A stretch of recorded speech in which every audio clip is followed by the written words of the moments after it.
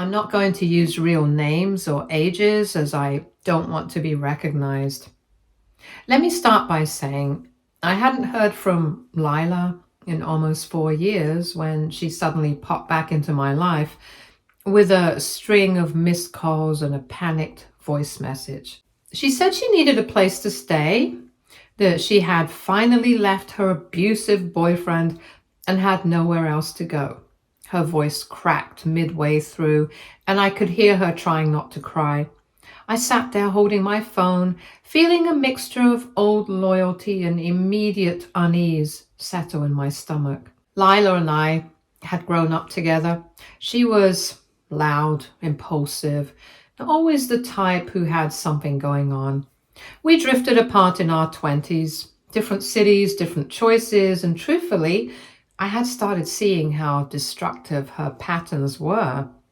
But hearing her like that, broken and desperate, it brought up something I thought I'd buried, the instinct to protect her. When I told my husband, Eric, that she wanted to come and stay with us for a while, he looked confused.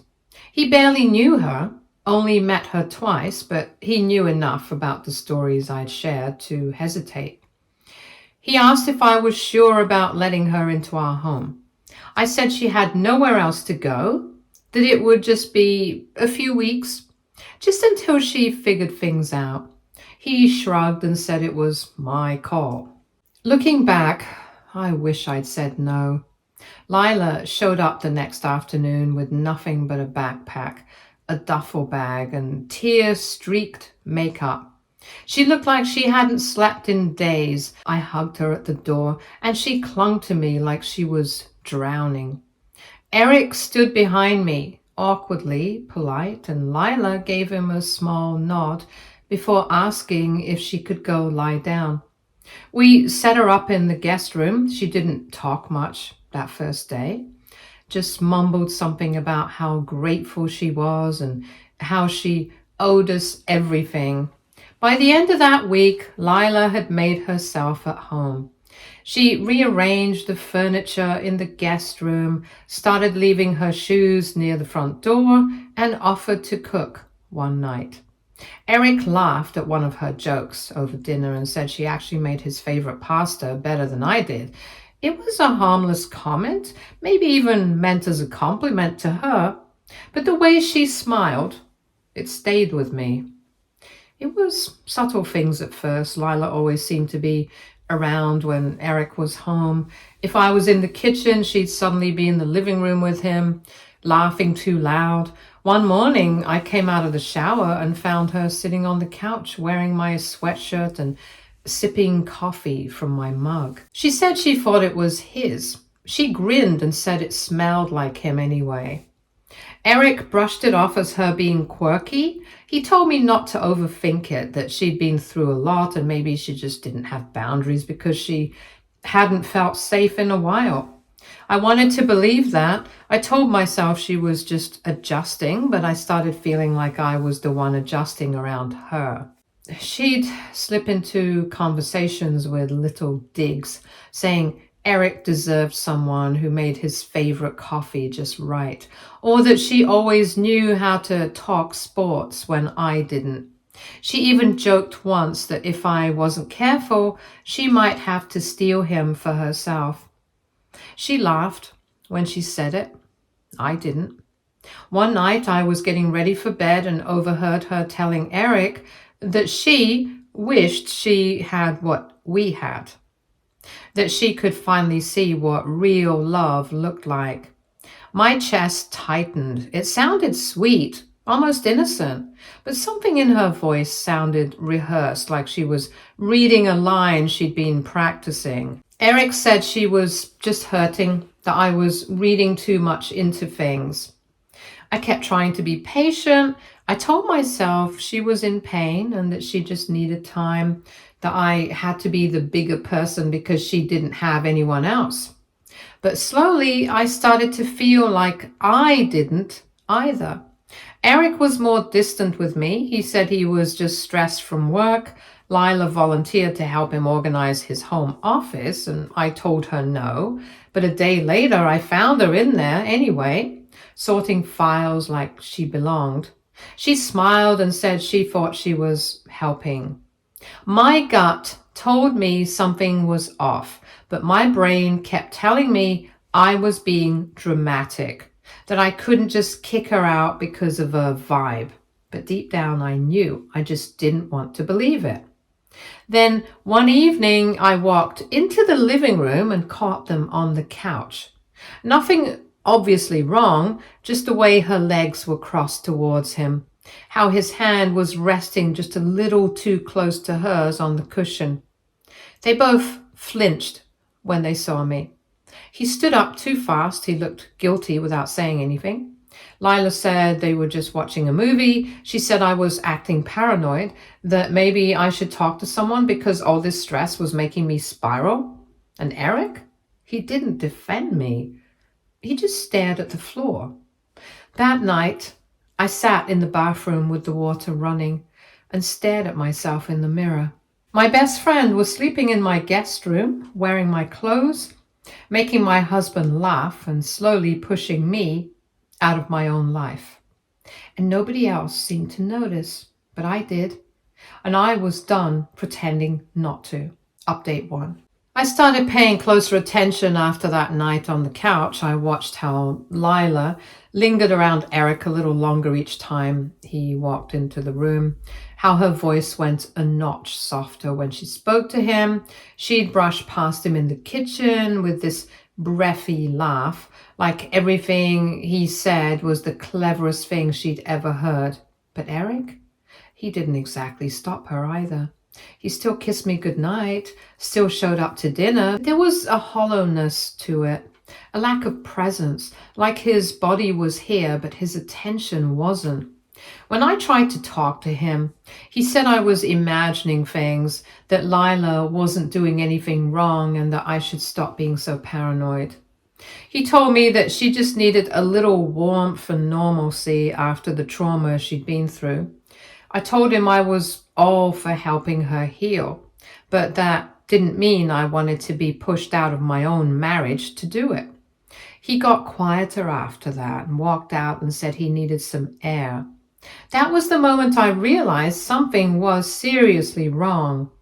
Over the next week, I started documenting things, not because I thought I'd need proof, but because I needed to remind myself I wasn't crazy.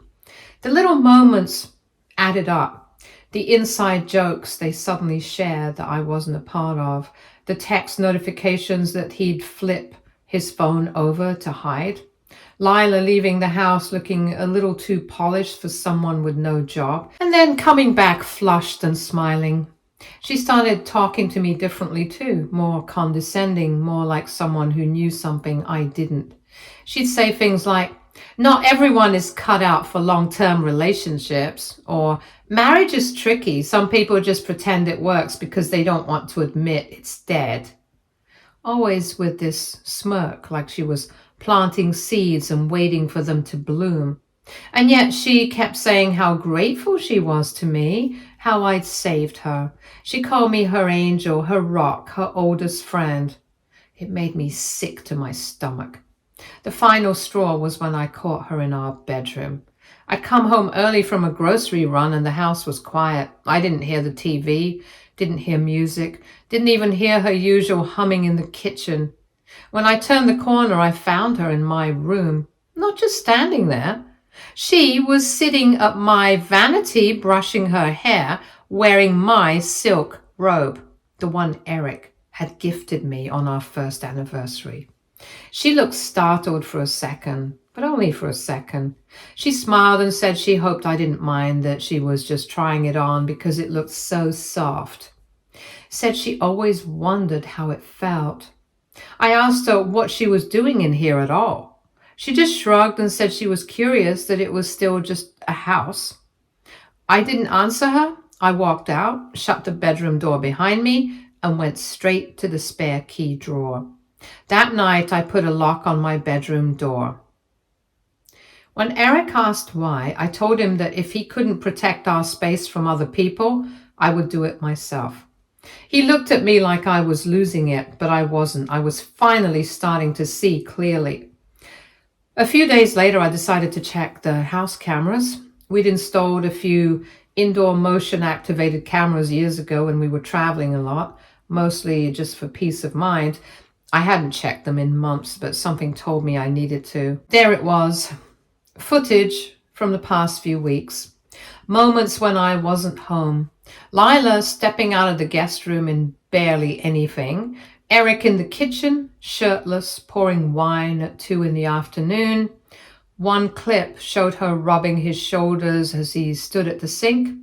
Another showed him pulling her in for a hug that lingered way too long.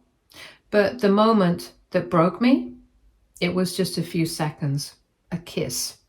Quick, but not accidental, not friendly, intimate, familiar. I felt my throat close up. My ears started ringing. I didn't scream. I didn't cry. I backed away from the screen, sat on the couch, and stared into nothing for over an hour. That night, I told Eric I had to go visit my sister for a few days. I packed a bag and drove to a hotel instead. I needed space, time to think, time to decide whether I even wanted to fight for this anymore. Eric texted me the next morning asking if I was okay. I didn't reply. Lila sent a message too, said she hoped everything was all right and that she missed me. I didn't respond to that one either. Instead, I called a lawyer. I didn't know what I wanted yet, but I wanted to know my options. 2 days later, I went back home to find Lila waiting for me in the kitchen, alone. She said she'd been hoping to talk to me privately.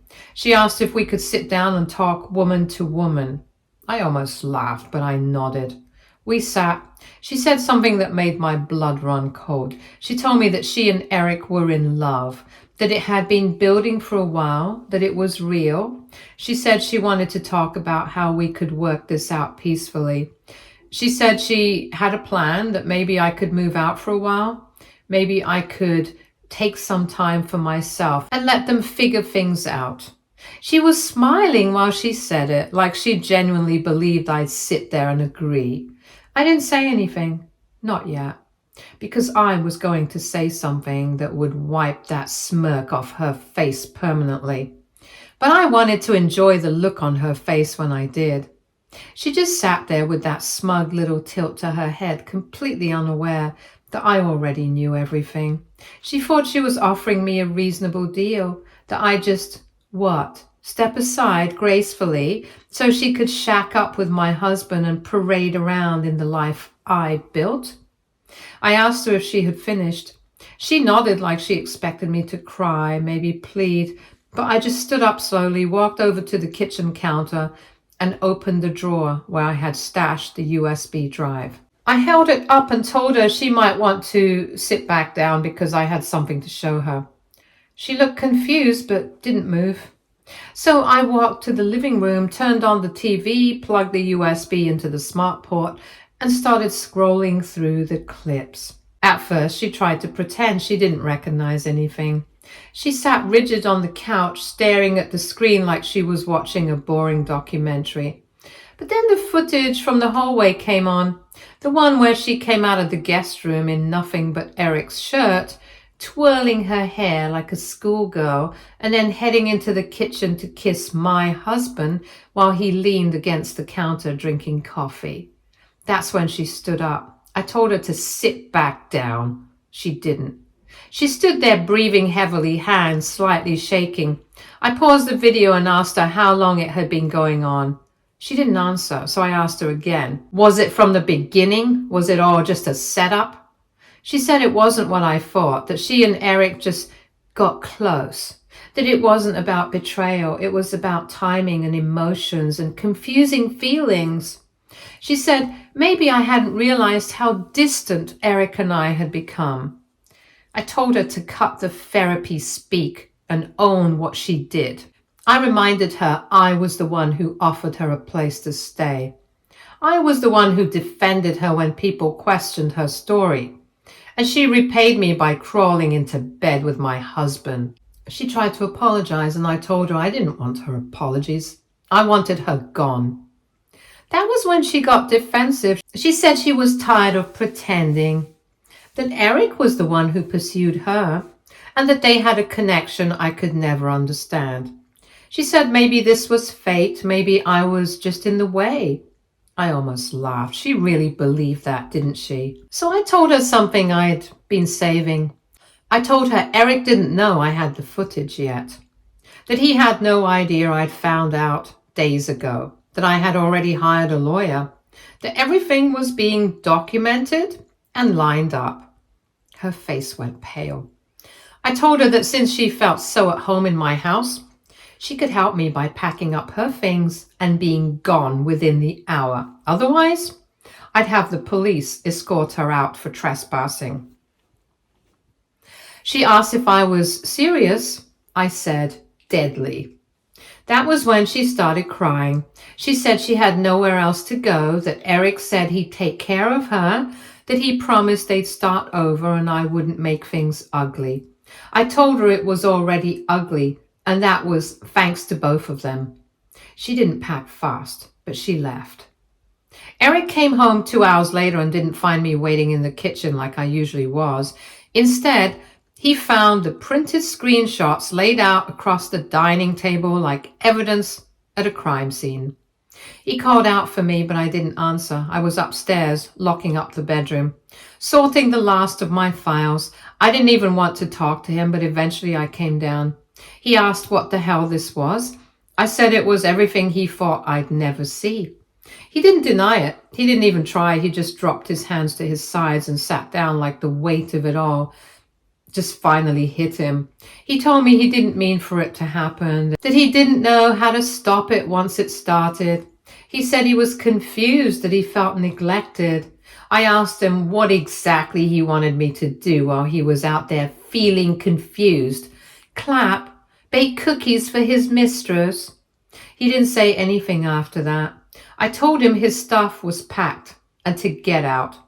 The rest he could come pick up later and the lawyer would be in touch. That was when he got mad. Not devastated, not remorseful, mad. He said I was overreacting, that we could fix this, that it was just a mistake and I was going to throw away a marriage for a few slip-ups. I told him the only thing I was throwing away was dead weight. He stood up, slammed a hand against the wall and told me I was being cold. I said good, because cold was the only way I was going to survive this.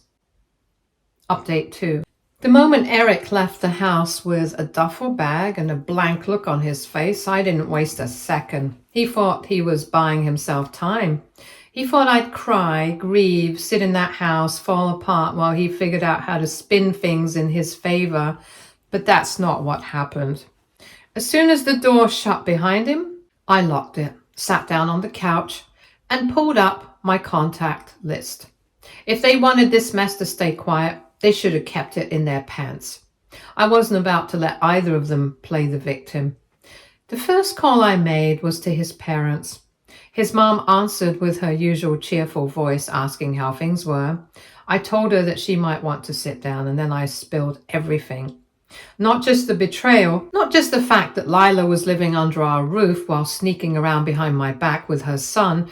I told her there were videos, that I had seen it all with my own eyes, that I had proof, and then I sent it.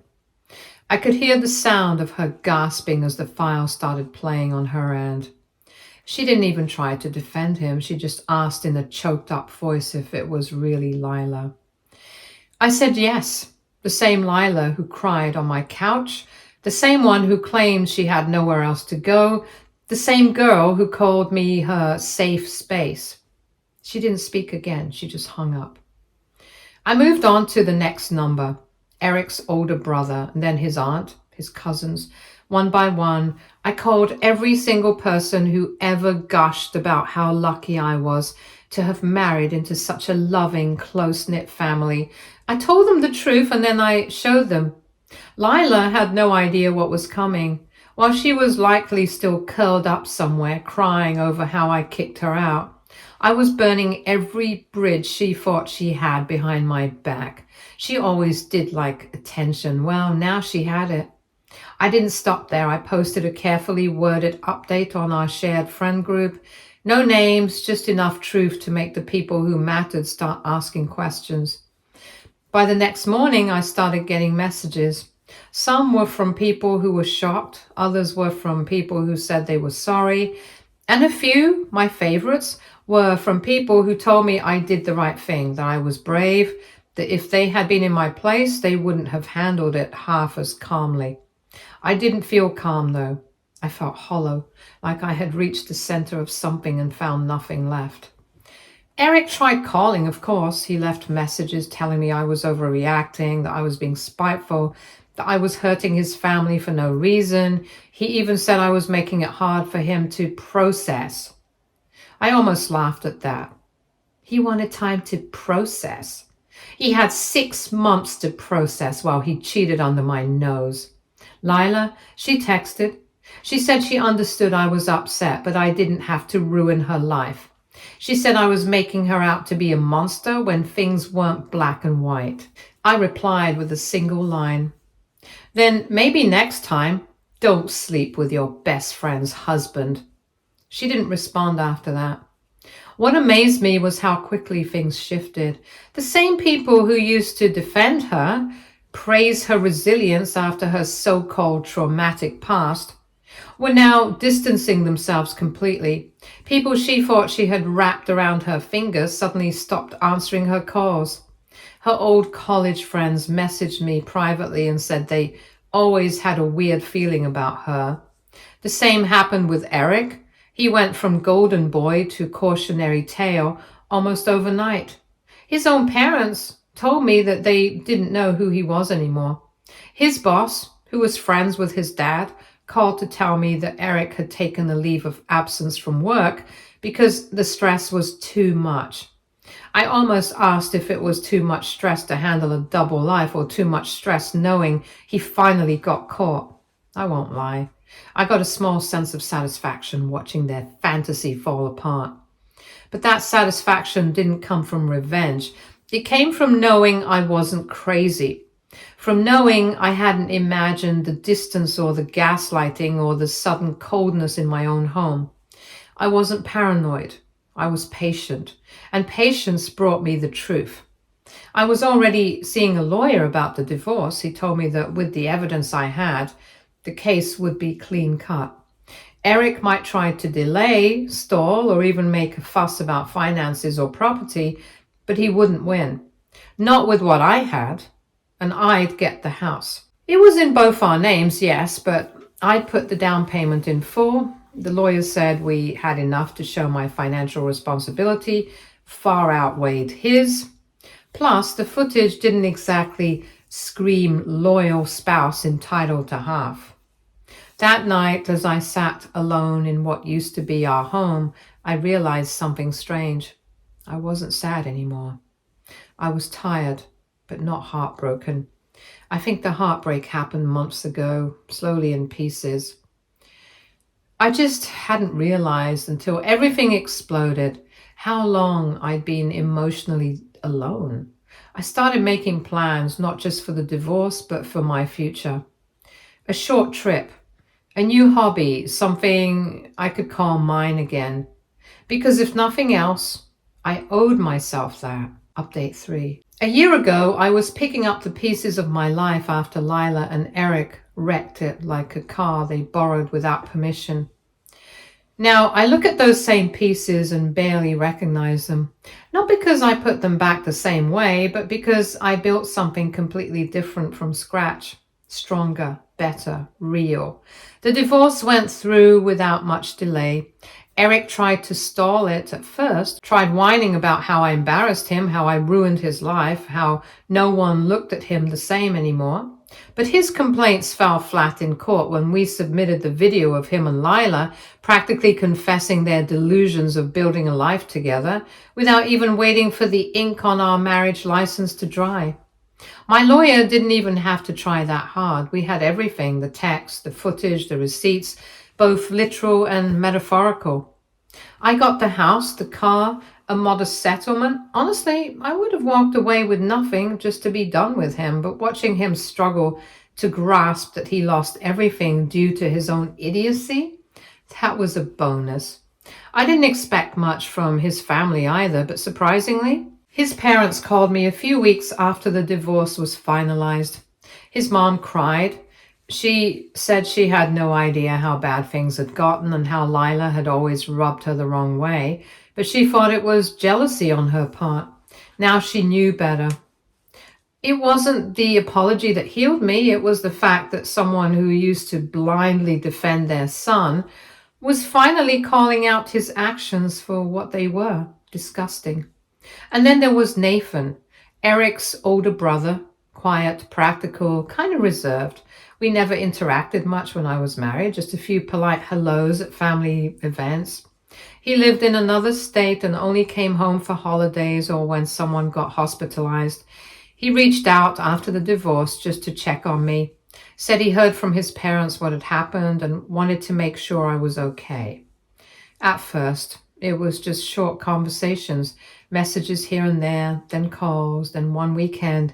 He came into town for work and asked if I wanted to grab dinner. I hesitated, not because I didn't want to see him, but because I didn't know if I could separate him from the mess I just escaped. But he wasn't anything like Eric. That night, he took me to a quiet restaurant tucked into a side street downtown. We didn't talk about Eric, not once. We talked about travel, favorite movies, and the time he got stuck in a ski lift in Colorado. I laughed so hard I almost spilled wine down my dress. I hadn't laughed like that in months. After dinner, he walked me to my car. There was a pause, one of those heavy, loaded silences, and then he leaned in. It wasn't rushed or desperate, it was intentional. I kissed him back. We ended up back at my place that night, and then again the next night. It was messy in all the right ways, passionate, a little chaotic, like two people trying to relearn what it meant to be wanted for the right reasons. It wasn't love, not yet anyway, but it was healing. Nathan stayed for a few weeks while he worked remotely. We didn't put a label on anything. We didn't have to. He made me breakfast in the mornings, kissed me on the forehead before my meetings, and never once asked me to move on before I was ready. Eventually, he had to go back to his job. We agreed to keep things open-ended. He still calls, still checks in. Sometimes we flirt, sometimes we talk like old friends. He's been patient, and I've been grateful. Then, out of nowhere, Eric showed up. Not at my home, at my office. I was walking back from the break room when I saw him standing outside the glass doors near reception. He looked tired, worn down. His shoulders were slumped, his tie was crooked, and his expression was that same self-righteous blend of fake sadness and manipulative charm he always wore when things didn't go his way. He didn't even make it through the first sentence before I cut him off. I asked him if he'd come to pitch another half-baked fantasy or if he just needed directions to the nearest dignity rehab.